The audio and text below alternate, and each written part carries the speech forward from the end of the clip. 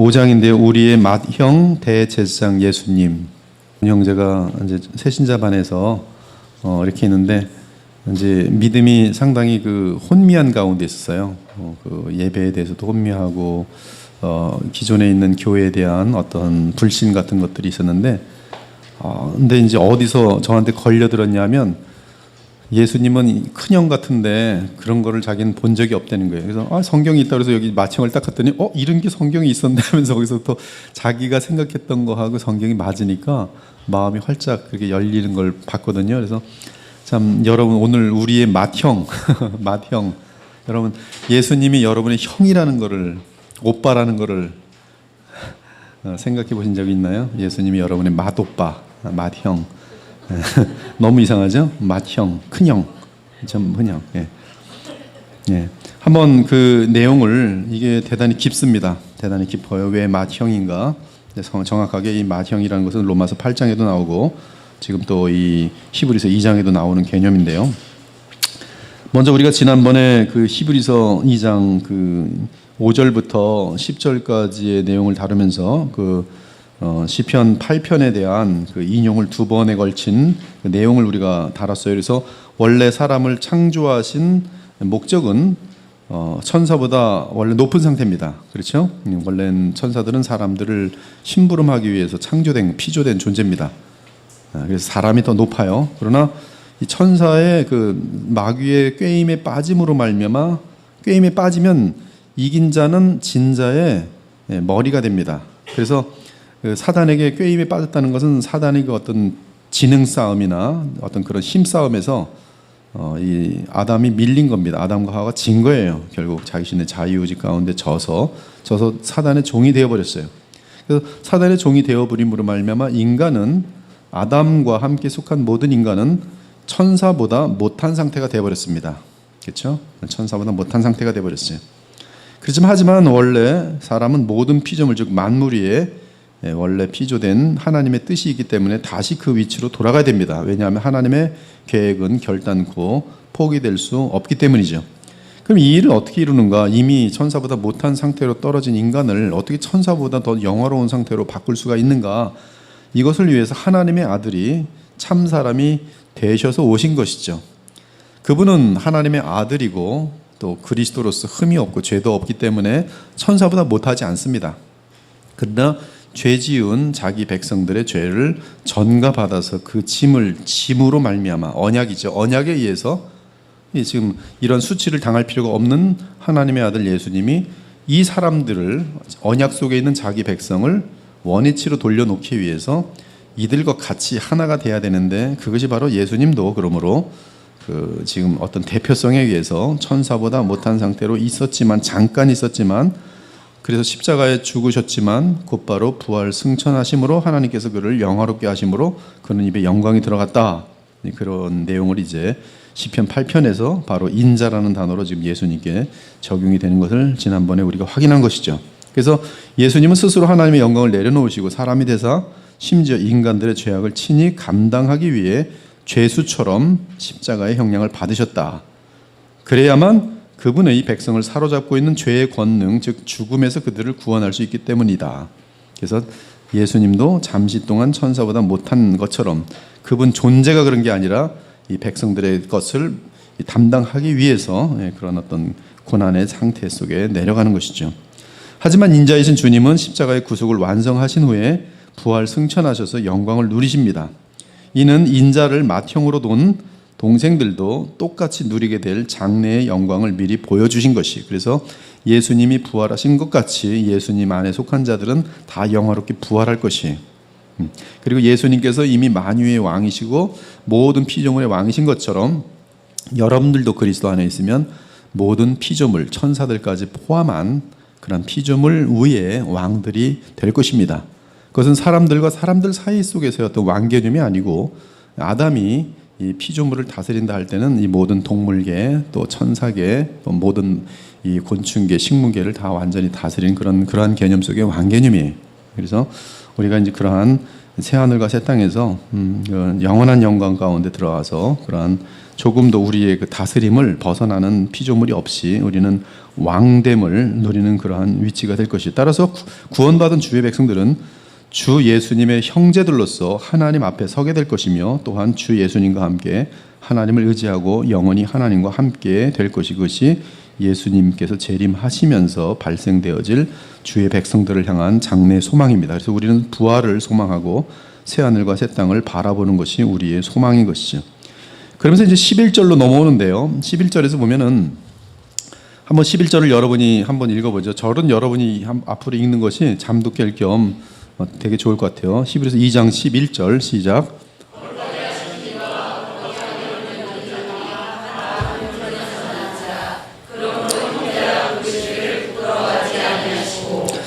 여기 보면 이제 히브리서 2장에서 지금 거룩하게 하신 이는 바로 지금 사람입니다. 사람인데 그 사람이신 그분이 다른 사람들을 거룩하게 한다는 것이죠. 근데 이 거룩하게 하시는 이가 하나님으로서 우리를 거룩하게 하는 게 아니라 사람으로서 우리를 거룩하게 하심으로 하나님이 보실 때 이 한 근원임 같은 사람들입니다. 그럼 11절에 이 거룩하신 이가 우리를 거룩하게 한다. 즉 우리는 이제 그분 때문에 거룩함을 입는 그런 자가 되는데요. 여기에 대한 힌트로는 사람이 어떻게 사람을 거룩하게 하는가? 첫째 아담은 우리를 더럽혔어요. 그래서 우리 모두가 죄인들이 됐습니다. 그런데 둘째 아담은 그분 안에 있는 자들을 거룩하게 합니다. 근데 어떻게 거룩하게 하는가? 그것이 고린도전서 15장 46절을 살짝 한번 보시면은 힌트를 볼 수가 있어요. 이거는 대단히 귀한 그러한 개념입니다. 사람이신 마지막 아담, 즉 예수께서 어떻게 우리를 거룩하게 하시는가? 그것은 생명을 주심으로 거룩하게 하시는 것이죠. 그래서 45절에 보면 첫사람 아담은 생명이 되었다함과 같이, 즉 하나님의 형상을 입고 하나님과 교통하는 존재가 되었지만, 마지막 아담은, 즉 아담이란 것은 사람이거든요. 즉 마지막 아담, 인류의 대표되는 마지막 아담 나사렛 예수 그리스도죠. 그분은 살려주는 영이 되었나니 어떻게? 여러분은 어떻게 살릴까요? 지금까지 주일마다 설교를 드렸어요. 누구를 보내심으로? 예수 그리스도께서 누구를 보내심으로? 성령을 보내심을, 성령을. 그래서 마지막 아담은 성령을 보내실 권능을 아버지께로부터 받아서 자기에게 속한 자들에게 주심으로 그들을 살려내는 것이죠. 예수 그리스도의 생명을 주실 뿐만 아니라 그 생명을 강건하게 하시는 연합된 그러한 그림이 됩니다. 그래서 이 거룩하게 하시는 자격을 얻으신 사람이신 예수께서 성령으로 우리를 거룩하게 하는 것이, 그래서 우리는 이 성령으로 말미암아 거룩함을 입고 그리고 성령 충만함을 유지할 때 계속적으로 거룩하게 하시는 예수 그리스도를 닮아갑니다. 이 성자 하나님으로서의 예수가 아니라 사람으로서의 영광을 얻은 완전한 예수 그리스도, 사람이신 예수 그리스도를 우리도 동일하게 닮아가는 그러한 그림이 되는 것이죠. 마태복음 5장에 보면 이제 그렇게 이제 예수님께서 온전한 그 사람의 형상은 하나님의 아들로서, 하나님의 자녀로서의 온전함 또는 완전함을 예표합니다. 말합니다. 그래서 우리가 예수님 안에서 예수님으로부터 보내시는, 그분이 보내시는 아버지로부터 받아서 보내시는 것이죠. 신학적으로는 아버지와 아들께서 동시에 함께 보내시는 성령인데, 우리가 수련해서 정말 영원한 성령 또 시간 속의 성령을 통해서 대단히 깊은 내용을 다룬 그 내용 속에서 우리는 지금 그 성령을 받음으로 말미암아 이 처음에는 거듭나면서 거룩함을 입고 그리고 계속적으로 성령의 충만을 입음으로 말미암아 내가 살지 않고 내 안에 그리스도께서 사시는 그 역사로 말미암아 우리는 그리스도를 계속 닮아가도록 되어 있단 말씀이, 그것이 지금 11절의 깊은 내용입니다. 그래서 예수님과 우리는 사람의 그 공통 분자 속에서 같은 존재인데 같은 뿌리예요. 근데 누구로 다 연결돼 있어요? 성령으로 연결돼 있어요. 누가 보내신 성령? 주 예수께서 보내시는 성령이. 그것이 지금 거룩과 연결된 깊은 개념입니다. 지금 이 말을 여러분들이 만약에 정말로 알아들었다면 대단히 신학적으로 대단히 여러분들도 모르는 사이에 굉장히 많은 경직 가운데 와 있는 거예요. 지금 신학적으로 이게 정말 아멘 이해가 되고 삶으로 체험되어지고 있다면 제가 볼 때는 알아들은 사람이 꽤 있어요. 아무튼 그래서 그 예수님은 우리와 형제이고요. 예수님은 우리를 거룩하게 하시는 분이고, 여기서 지금 하나님으로서의 예수님이 아니라 사람으로서의 예수님을 지금 대단히 여러분들이 보고 있어야 돼요. 우리는 그분에 의해 거룩함을 입은 사람들입니다. 예수님과 우리는 모두 하나님 아버지로부터 났고요. 예수님은 하나님 아버지로부터 창세전에 나신 독생자이신 반면 우리는 그리스도 안에서 하나님으로부터 나와 성령에 의해 거듭난 주의 양자들입니다. 그런데 이 성령이 바로 그리스도께서 보내시는 영임으로 말미암아 우리는 그분에 의해 거룩하여지는 그러한 거룩하게 함을 입은 자, 11절에 그 신분이 되는 것이, 그리고 그렇게 될 때 아들도 하나님의 아들인 것처럼 우리는 하나님의 양자들이 돼요. 그렇지만 양자라도 합법적인 그런 자녀이기 때문에 우리는 이제 하나님의 자녀들입니다. 따라서 우리는 합법적으로 하나님의 자녀가 됐으니까 예수님은 우리의 뭐가 되는 거예요? 맏형. 그래서 맏형이 되는 거예요. 같은 사람으로서. 이해 가십니까? 이게 대단히 중요한 거예요. 여러분 기독교에서 신학의 교리 중에 제일 중요한 교리가 삼위일체 교리예요. 근데 그 다음으로 중요한 교리는 모든 이단들과 모든 거짓들이 분별되는 교리는 예수 그리스도의 단일 위격 안에서의 신성과 인성, 곧 참 사람이며 참 신이라는, 참 하나님이라는 사실이, 이것이 삼위일체 이상의 우리가 인간이 헤아릴 수 없는 신비입니다. 우린 절대 알 수 없습니다. 그 영역을. 그래서 그 부분이 이 기독교의 모든 것이고, 그것은 전 우주적인 앞으로 성취되는 것이고요. 그 예수님 안에서 영혼과 시간이 접목되고 창조주와 피조물이 접목되고, 이것은 우리가는 도무지 알 수가 없는 그러한 상태입니다. 그래서 예수님은 우리가 영원히 알 수 없는 분이에요. 근데 우리가 알 수 있는 분은 나사렛 예수를 알아요. 근데 나사렛 예수를 통해서 우리가 그분과 성령 안에서 연합됨으로 또한 예수님 안에서 그 위격 안에서의 하나님과 연합이 되어지는 그러한 내용입니다.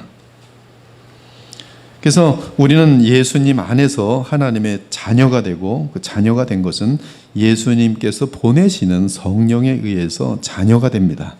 자녀가 되는 것이. 그리고 이러한 자격은 예수님이 십자가의 죽으심으로 말미암아 하나님 아버지께로부터 얻는 그분의 특권인 것입니다. 그래서 그분은 자기의 동생들에게 거룩히 하는 영을 보내시고, 그분은 우리에게 맏형이 되고 우리는 그분의 거룩한 동생들이 되는 것이.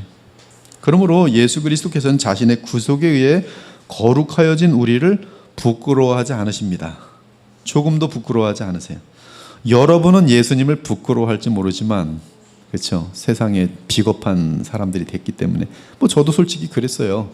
지금도 어쩌면 그럴 수도 있고, 베드로도 그랬어요. 베드로가 갈라디아서 2장에 보면 베드로가 주는 그리스도의 살아계신 하나님의 아들입니다. 그다음에 성령을 받고 이 사도행전에 보면 엄청난 설교를 하고, 그 베드로입니다. 이미 그런 엄청난, 정말 성령으로 충만한 엄청난 모습을 보이던 그 베드로가 어느 날 지금 안디옥에서 갑자기 그 예루살렘으로부터 오는 무슨 큰 사도라는 사람이 내려와서 할례를 받아야지 구원받는 거야 그랬더니, 베드로가 할례 받지 않은 이방인들하고 좀 친한 척하다가 맞아, 이 사람들 좀 지저분한 사람들인지 하면서 그 사람들하고 밥을 안 먹은 것처럼 딱 쇼를 하고 있는 그때 모습을 보고 바울이 그냥 그 자리에서 그냥 이 베드로를 면박 주기 위해서가 아니라 복음이 훼손되고 있기 때문에 바로 예수 그리스도의 그 권위를 가지고, 복음의 권위를 가지고 베드로를, 자기보다 훨씬 나이도 많고 예수님의 수제자인 베드로를 그냥 그 자리에서 그냥 바보를 만들어 버립니다. 근데 거기 보면 베드로가 이게 기분 나쁘게 어디 나보다 후배가 말이야 나를 건드렸어, 이렇게 아니라 회개를 했기 때문에 그 위에 아무런 문제가 없어요.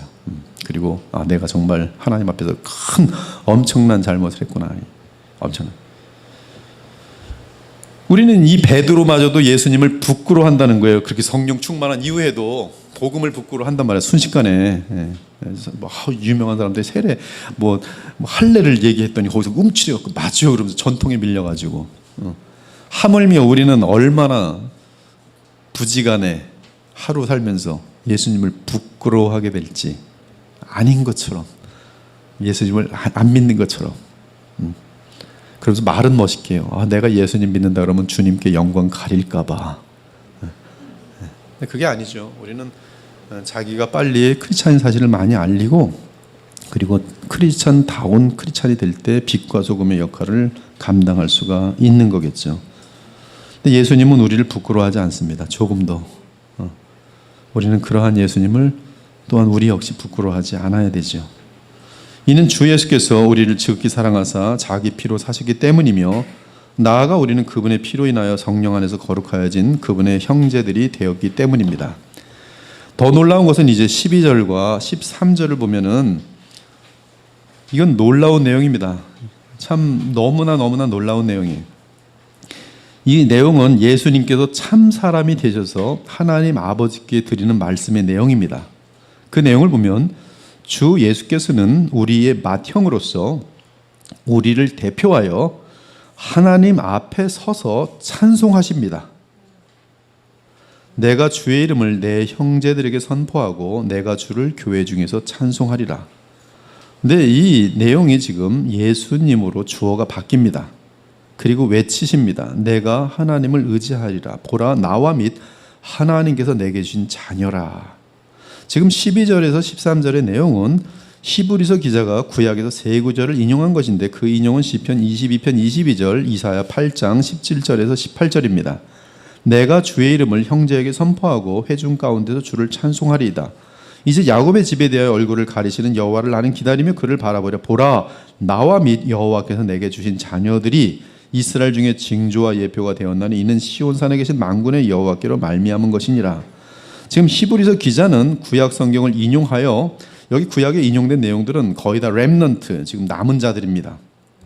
즉 하나님의 백성이라는 자들 중에 보면 두 부류가 섞여요. 가짜들하고 진짜가 남는데, 오히려 가짜들은 이 진짜들을 핍박하는 그런 그림들이에요. 그래서 여러분들이 구약을 읽어보면 항상 이스라엘 민족이라는 건 하나님과 언약을 맺은 그런 공동체인데, 이 이스라엘 민족들이 오히려 진짜들을 핍박을 하는 것이 이 선지자들의 그 모든 그 시가들과 괴로움들과 또 그러면서 이제 메시아를 바라보게 하는 건데, 이들은 바로 선지자들의 그 계시를 통해서, 예언을 통해서 메시아를 바라보고 있어요. 정확하게 렘넌트입니다. 남은 자들, 우리랑 같아요. 지금도 이 교회는 앞으로 하나님의 교회가 지금 주님 오실 때까지 하지만, 교회도 가짜 교회와 진짜 교회가 있고, 그리고 진짜 교회 내에도 또 가짜 신자가 있고 진짜 신자가 있어요. 그래서 가라지들이 반드시 있습니다. 교회 내에는 없을 수가 없어요. 예수님의 말씀에 있다고 했기 때문에. 그리고 예수님은 가라지는 그냥 두라 그랬어요. 주님 오실 때까지. 인간이 해결할 수 있는 문제가 아니에요. 여기 보면 근데 이런 렘넌트에 대한 내용을 가지고서 그 주어가 지금 이건 지금 이사야의 그 예언인, 이사야 선자의 그 어떤 노래들과 또 시편의 다윗의 노래들인데도 불구하고 그 주어가 지금 예수님으로 바뀌면서, 예수님이 지금 히브리서에서 지금 예수님으로 바뀌면서 그 그리스도와 신자들 사이의 영적인 형제 관계를 설명하고 있습니다. 즉 예수님은 새 인류의 머리로서 마지막 아담이며 이에 사람으로서 우리와 함께 하나님께 예배 찬송을 드리세요. 여러분이 예배 드릴 때 우리가 지금 누구를 통하여 오늘도 예배를 드렸습니까? 성령 안에서 누구를 가장 중요하게? 중보자. 그렇죠. 중보자. 중보자. 근데 이 중보자라는 것은 뭐냐면 하나님 편으로 또 사람 편으로 중보자인데요. 디모데전서 2장 5절에 보면 중보자를 뭐라고 부르는지 아십니까? 한번 직접 보세요. 중보자. 디모데전서 2장 5절.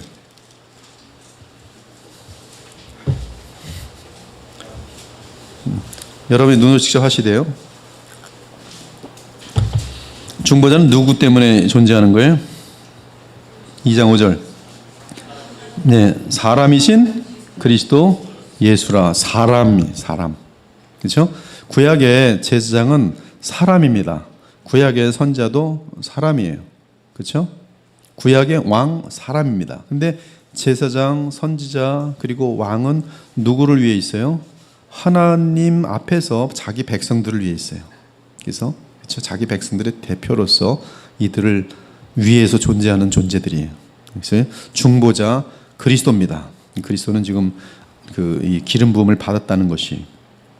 근데 그 중보자는 사람이기 때문에 사람으로서 우리와 함께, 그럼 이 중보자 밑에 있는 자들과 함께 대제사장이 예배를 드릴 때 누구에게 예배를 드려요? 하나님께 예배를 드려요. 근데 예수님이 중보자면, 그렇죠? 아까 중보자는 그 그리스도, 그렇죠? 그럼 누구께 예배를 드려요?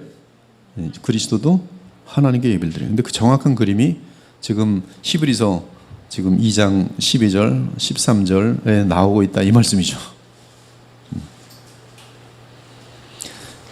지금 우리가 지금 오늘 그 중보자를 통해서 하나님께 예배를 드렸는데요. 하나님, 성삼위 하나님은 예배를 받으세요.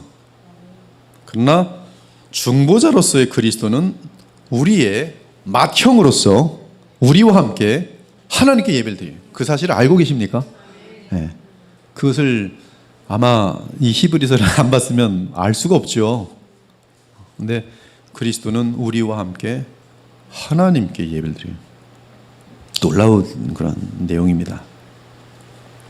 그래서 시편 22편을 초대교회는 메시아 시편이라고 불렸어요. 메시아 시편.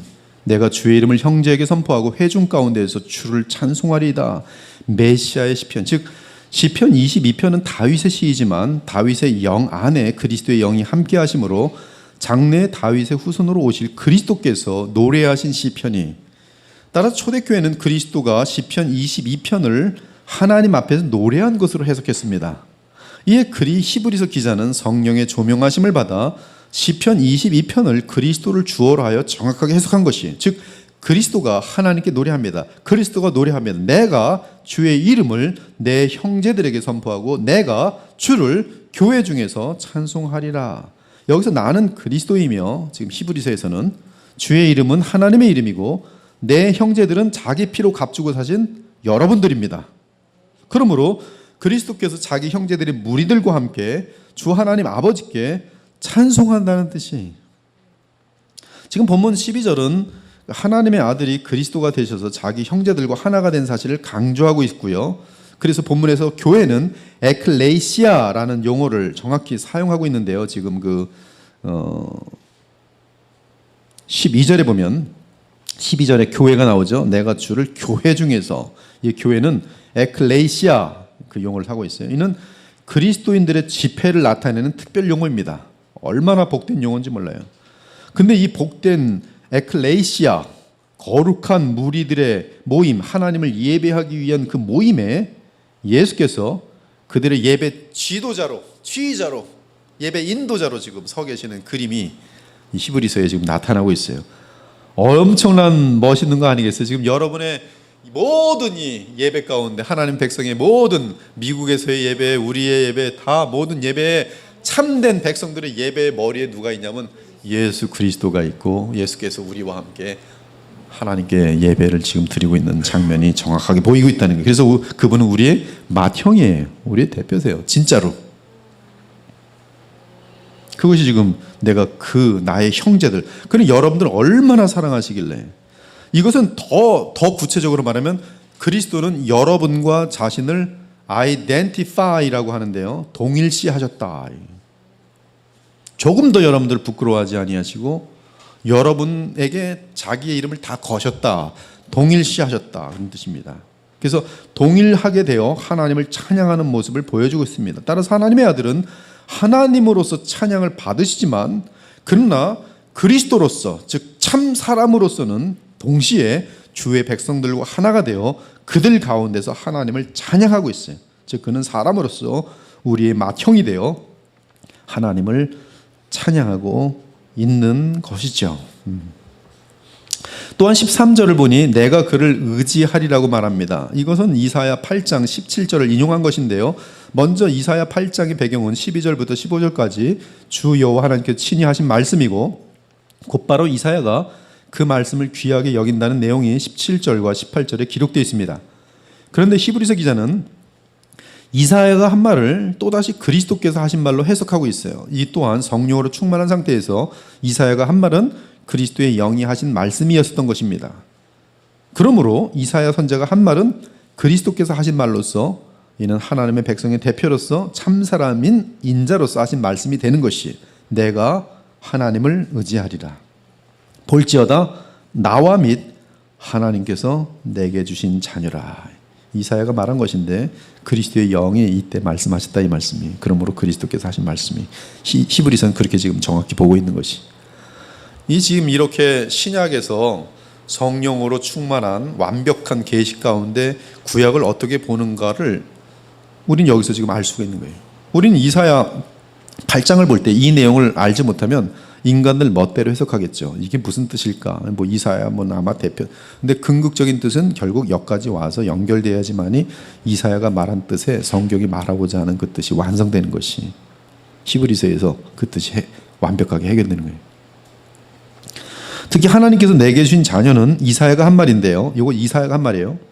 이는 신앙을 저버리지 않은 그루트기 즉 남은 자들을 말합니다. 그들은 이사야와 온 마음과 뜻을 같이하여 하나 되었던 자들을 말합니다. 따라서 그리스도께서는 이사야와 한 마음이 되면서 참된 그리스도인들, 구약에서의 그 그루터기 같은 그런 참된 그리스도인들을 내게 주신 자녀라고 말하고 있는 것이, 지금 히브리서 기자가 11절부터 13절을 통해 하려는 말씀은 그리스도는 맏형으로서 참사람인데 우리의 큰형이며 우리와 하나라는 것입니다. 즉 그리스도는 하나님의 아들로서 하나님이시지만 참사람이 되셔서 우리를 거룩하게 하셨고, 이것은 참사람이 되셨기 때문에 우리를 거룩하게 하신다는 것이 아니라 참사람이 되셔서 무엇을 이루심으로 십자가에서 구속을 이루시고 부활 승천하셔서 만왕의 왕이 되시고 만유의 주가 되셔서 하나님 나라를 설립하시고 하나님 나라의 왕이 되신 후에 누구를 보내심으로? 성령을 보내심으로 우리를 거룩하게 하는 그런 지금 많은 내용들이 거기에 지금 빠져 있는 것이죠. 그래서 참사람이 되셔서 우리를 거룩하게 하셨고, 우리는 그분에 의해 무엇에 의해 거룩하게 되면서? 성령에 의해 거룩하게 되면서 그리스도 안에서 그와 하나가 되는 것입니다.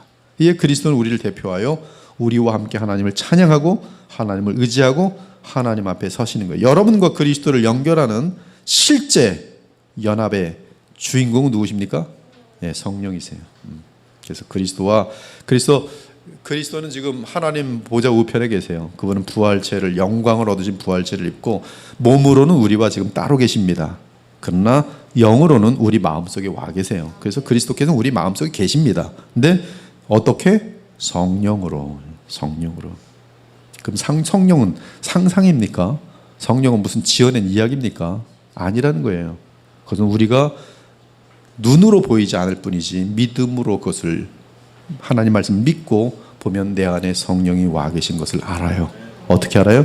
하나님의 나라는 곧 성령 안에서 의와 평강과 희락이에요.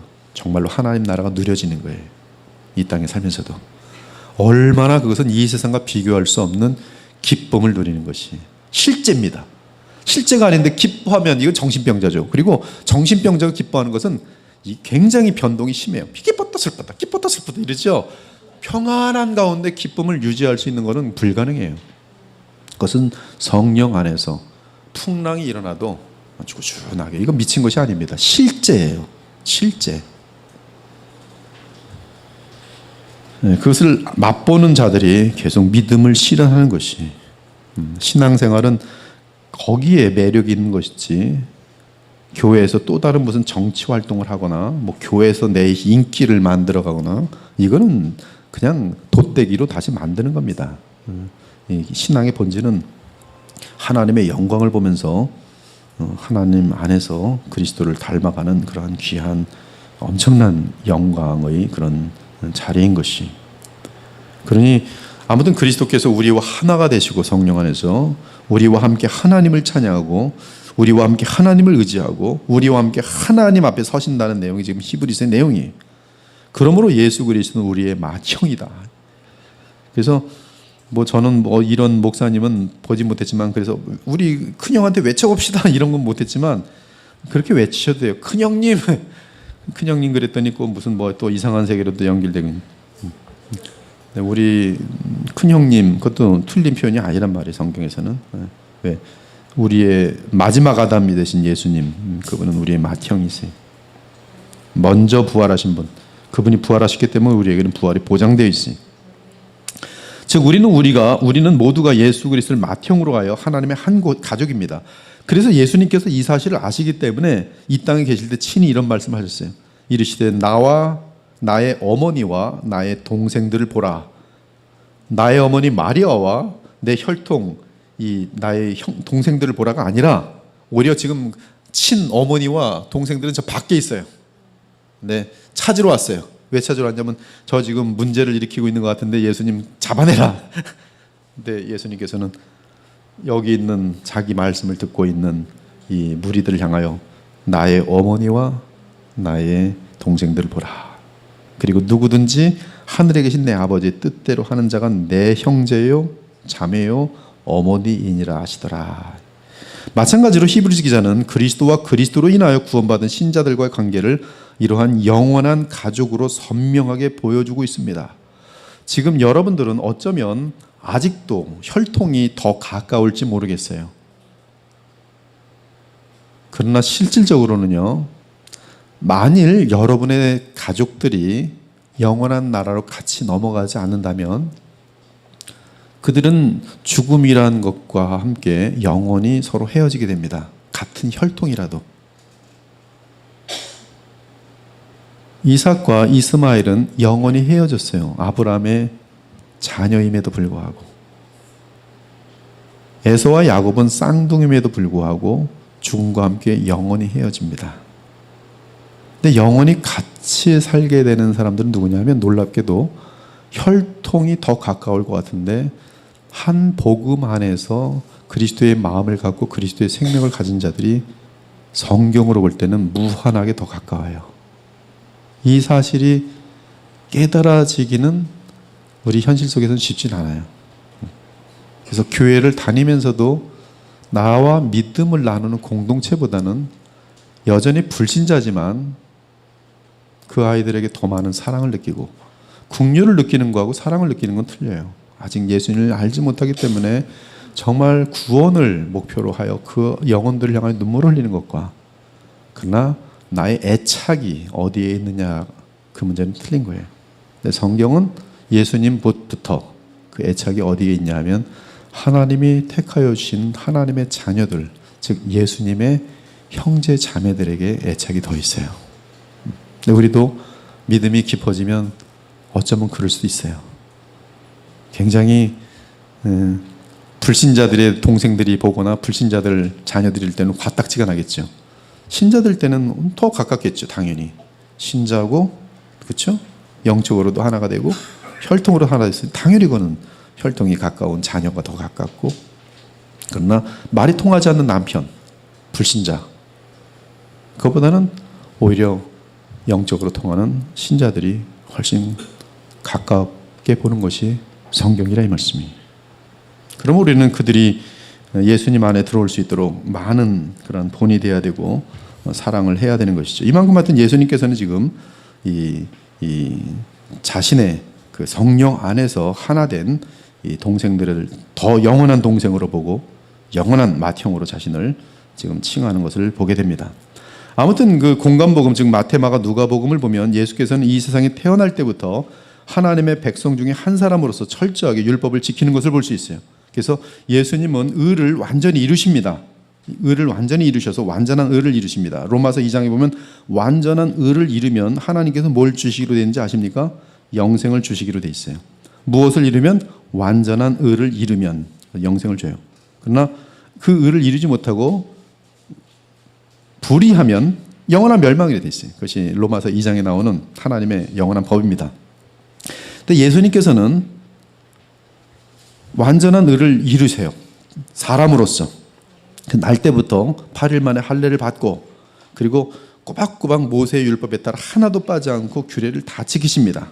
그래서 할례할 8일이 되매 그 이름을 예수라 하니 곧 잉태하기 전에 천사가 일컬음 바로라 모세의 법대로 정결 예식의 날이 참에 아기를 데리고 예루살렘에 올라가니 이는 주의 율법에 쓴 바 첫 해 처음 난 남자마다 주의 거룩한 자를 하려한 대로 아기를 죽게 드리고 주의 율법에 말씀하신 대로 산비둘기 한 쌍이나 혹은 집비둘기 둘로 제사하려 함이라. 즉 예수 또한 예수께서 공생애의 사역을 시작하실 때도 유대 관습에 따라 안식일마다 회당에 참여합니다. 그리고 예루살렘 성전으로 예배하러 올라가셨어요. 이는 주 예수께서 자신을 자기 백성과 동일시 여기는 행위고요.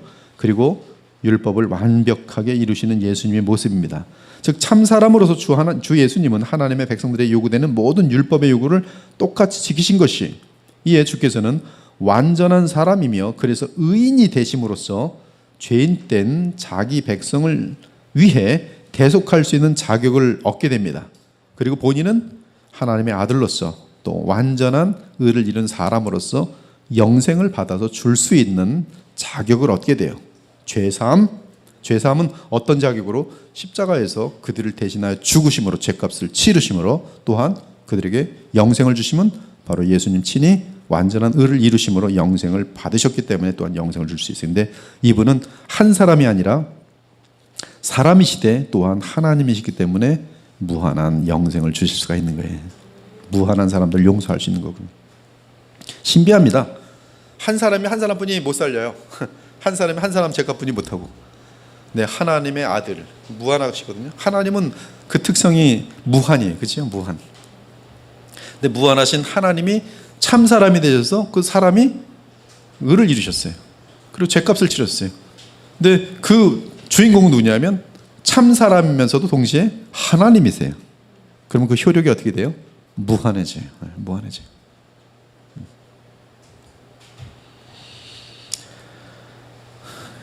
그래서 이제 그 사도행전 20장 한번 볼까요? 사도행전 이런 것들도 기억해 두시면 되게 좋을 것 같아요. 사도행전 20장 보면 신비한 단어입니다. 그래서 이게 너무나 좀 부담스러워서 이제 신학적으로 해석이 안 되는 사람들은 사도행전 20장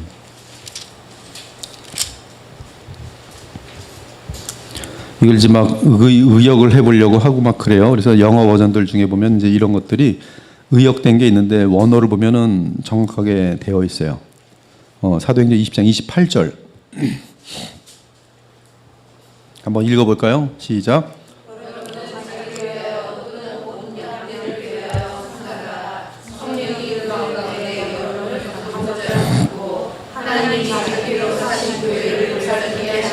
네, 누가 자기 피로?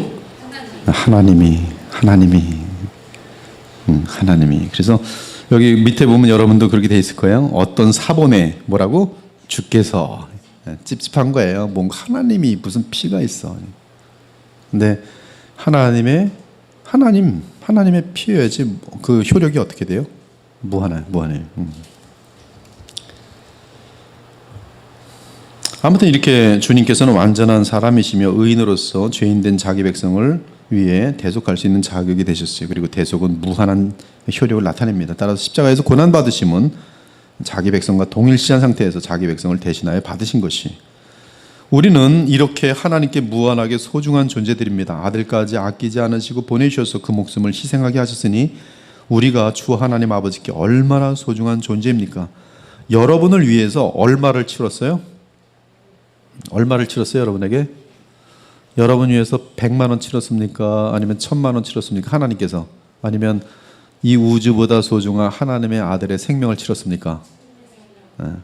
여러분 그 어떤 대상의 대가는 얼만큼 치러졌느냐가 그 대가의 대상의 그 가치입니다. 그렇죠? 우리가 명품 가방 하면 자기네들끼리 경쟁이 붙어요. 똑같은 가방 놓고서 하나는 1억에 팔고 하나는 2억에 팔면 2억에 주고 산 사람이 난 2억 주고 샀어. 이 물품보다도 내가 얼마 주고 샀느냐가 그 사람과의 경쟁 속에 이기는 거예요. 그걸 상품 파는 사람들은 또 교묘하게 이용해서 일부러 비싸게 만들어요. 똑같은 가격이라도 여기 가서 비싸게 팔면 이 사람은 난 2억에 샀어. 얼마 주고 샀어? 1억? 내가 더 부자네. 결국 그거예요. 치러진 만큼의 대가는 그 대상에 대한 소중함을 얘기하는 거예요. 문제 여자들은 되게 그 감성에 약해서 이 아주 나쁜 사람들이 여성들을 감동을 시켜요. 근데 어떻게 감동을 시키냐면 장미 200송이 탁 하면 그럼 굉장한 많은 정성과 또 뭐 모든 게 다 들어가거든요. 그러면 여성은 장미 200송이를 딱 받으면 많지도 못할 만큼 거기서 이제 뿅 가는 거죠. 가치. 그러니까 그만큼 지불함으로 난 너를 소중하게 여긴다. 이게 마음에서 진정으로 나와서 그렇게 하면 아름다운 얘기죠. 근데 이 사람을 내가 한번 사로잡아서 이용해야겠다 해서 그런 방법을 사용하는 사람들이 생기니까 이게 이제 문제들이 많이 사용되는 거죠. 지금 말씀드리는 것은 어떠한 것에 대한 소중함은 무엇으로 표현되냐면 내가 그 사람에게 얼만큼만큼의 희생을 감당할 수 있는가. 내 목숨을 다 버릴 수 있어. 당신을 위하여. 이 뜻은 뭐예요? 너는 나에게 무한하게 소중한 존재야. 뭐보다? 내 목숨보다. 그 뜻이. 그러면 그게 진심이면 나는 얼마나 대단한 존재. 여러분이 박쥐를 위해서 여러분의 생명을 던지겠습니까? 쥐들 위해서? 파리 위해서 여러분 생명 던지겠어요? 어떤 사람이 난 사랑이 너무 많아. 난 저 날파리를 위해서 내 생명을 던질 거야. 있어요, 없어요? 없어요. 왜? 가치가 없거든. 근데 하나님께서는 도대체 우리가 누구길래 하나님의 영원하신 독생자의 생명, 십자가의 고통, 하나님 아버지와 분리되어지는 잠깐의 기간이지만 분리되어지는 그 무한한 어마어마한 고통을 왜 당하셨을까? 그것은 여러분이 얼마나 지금 이 대가가 치러진 대상으로서는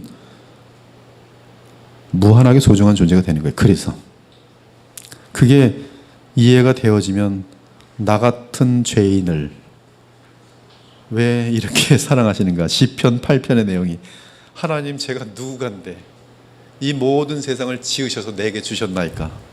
아담이 뭐간데 그 수도 없이 많은 동물들 다 만드셔 다 네 거야.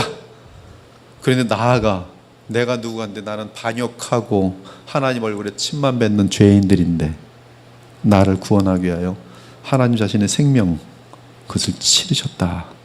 이게 복음이죠. 그걸 할 때 내가 누구간데 똑같이 얘기하는 거 바울처럼 내가 누구간데 다윗처럼 또 내가 누구간데 주님은 나를 이리 선대하시고 무한한 가치로 여기십니까? 그리고 그것이 와닿을 때 두 가지의 증상이 나타나요. 우리 교회 그 침입해 들어왔던 이 어떤 그분은 한쪽을 잃어버렸어요. 그리고 인간은 어마어마한 존재다. 근데 이 한쪽을 잃어버리면 뉴에이지로 가요. 잘못 가면 나는 신이다.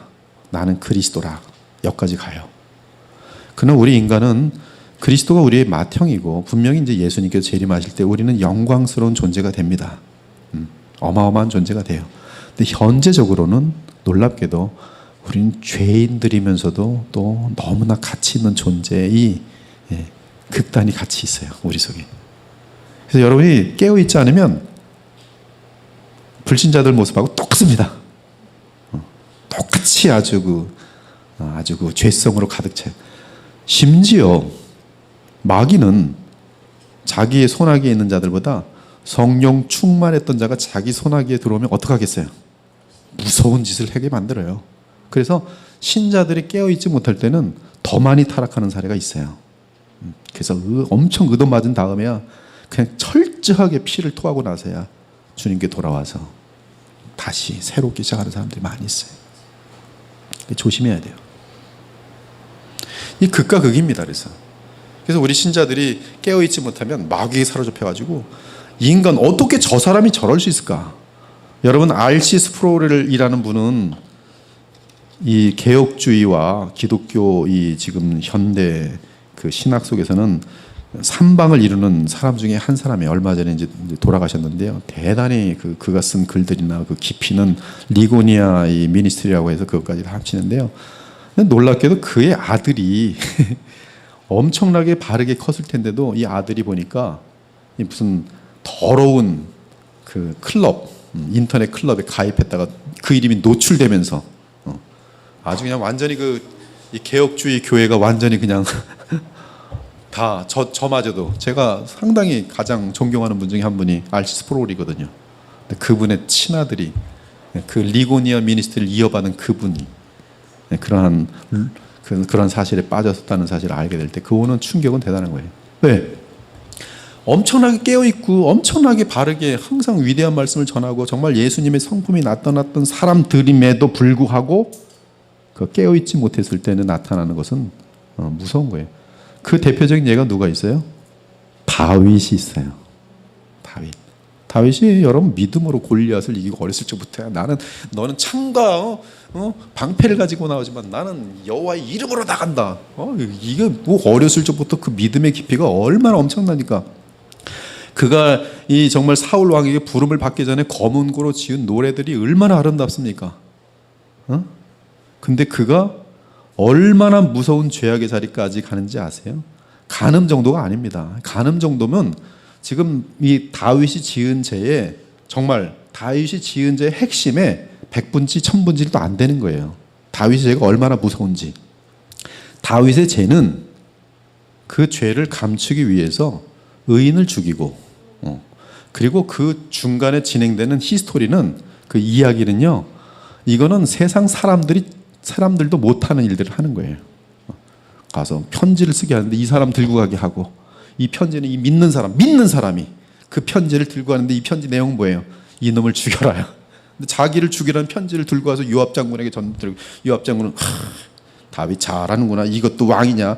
네 같은 인간이 왕이냐? 이 편지를 받으면서 아마 요압은 이 다윗을 엄청나게 아주 우습게 알게 됐을 거예요. 그래서 그 다음부터 다윗은 요압한테 꼼짝 못합니다. 죽는 그날까지 요압 제거하지 못해요. 다윗은. 왜? 그때 자기가 깨어있지 못했을 때 인간만도 못한 그 내용이 평생의 다윗에게 있는 거예요. 난 그때는 그랬지. 왜 그랬을까? 짐승만도 못하고 버러지만도 못하네. 그게 크리스찬이에요. 크리스찬들 깨어 있어야 돼요. 무섭습니다. 나는 안 그렇긴 뭐라. 예외가 없어요. 다윗도 그랬는데. 근데 그럼에도 불구하고 우리는 주님 안에 믿음 안에 있는 그 새 사람, 그렇죠? 죄의 사함을 받은 나, 예수님의 보혈이 치러진, 그래서 지옥 갈 수 없는 영원한 영생이 보장된 너무나 무한한 대가가 치러진 가치 있고 존귀한 존재라는 것이죠. 심지어 우리는 그리스도와 함께 하늘에 앉힌 존재라고 성경은 정확히 알려주고 있어요. 에베소 2장 5절에서 7절을 보면 허물로 죽은 우리를 그리스도와 함께 살리셨고 너희는 은혜로 구원을 받은 것이라 또 함께 일으키사, 이건 다 현재 완료로 되어 있어요. 그리스도 예수 안에서 함께 하늘에 앉히셨으니, 사실 그렇게 해석이 돼요. 앉히셨으니, 지금 앉아있는 상태. 우리가 그래서 여러분의 깊은 속생명은 어디 있냐 하면 예수님과 함께 하늘에 있어요. 이런 것들이 뭐 신비지. 예수님, 목사님 제 생명 지금 이 땅에서 밥 먹고 사는데요. 그래요. 보이는 생명 지금 밥 먹고 삽니다. 그러나 여러분 안에 있는 예수님께서 자기의 생명을 치러 주신 새 생명, 예수님의 생명, 영생은 지금 어디에 앉아 있어요? 그리스도와 함께 하늘에 앉아 있어요. 이는 그리스도 예수 안에서 우리에게 자비하심으로써 그 은혜의 지극히 풍성함을 오는 여러 세대에 나타내려 하심이라. 오늘 여기까지 하고 다음 주에 계속 나가도록 하겠습니다. 오늘 이 말씀이 우리에게 두 가지의 반응이 있으면 좋겠어요. 나는 참으로 하나님 앞에 누구예요? 죄인 중에 죄인으로서이다. 반면에 또한 나는 하나님 앞에 너무나 소중한 존재이구나. 정말 너무나 소중한 존재이구나. 이 두 가지가 크리스찬의 정체성입니다. 누구든지 진정한 그리스도인은 이 두 가지가 함께 있어요. 난 정말 죄인 중에 죄인. 그래서 눈물이 펑펑 나요. 그리고 가슴을 치고. 반면에 나는 또 예수님의 사랑을 무한하게 받는 너무나 행운하구나. 내가 누구길래 이렇게 하나님께서 나를 사랑하시나. 함께 기도하겠습니다. 주 하나님, 우리는 주님께서 우리를 구원하여 주시 않으시면 영원한 영벌에 마땅히 떨어질 괴수 중의 괴수들인데, 주님, 우리가 누구길래 이리 사랑하셔서 우리의 죄값을 다 치러주시고 나아가 우리에게 예수님의 거룩한 생명을 주시니 너무나 감사합니다. 이것이 우리에게는 은혜지만, 그러나 주님께서는 이 일을 이루시기 위해서 영원하신 독생하신 아들의 생명을 치르시고 그분과의 무한한 고통 가운데 나뉘임을 당하는 그러한 사건까지 진행시킴으로 우리에게 엄청난 복을 내려주심을 정말 감사합니다. 복음의 그 길이와 넓이와 깊이와 광대함이 우리에게 보이게 하시며, 그래서 그 복음 안에서 주님을 바라볼 수 있는 저희들이 되게 하셔서 우리는 하나님의 자녀인 사실이 얼마나 영광스러운지, 그러나 이 땅에 살아가면서 우린 여전히 깨어있지 않으면 과거의 그 추악한 그런 모습으로 돌아갈 수 있다는 사실을 알고 언제나 쉬지 말고 깨어있는 주의 종들이 되게 하시고, 항상 내 자신의 주장보다는 예수님의 마음을 알아서 주의 마음을 본받는 성령을 따라 행하는 그리스도인들로 저희들을 인도하여 주시옵소서.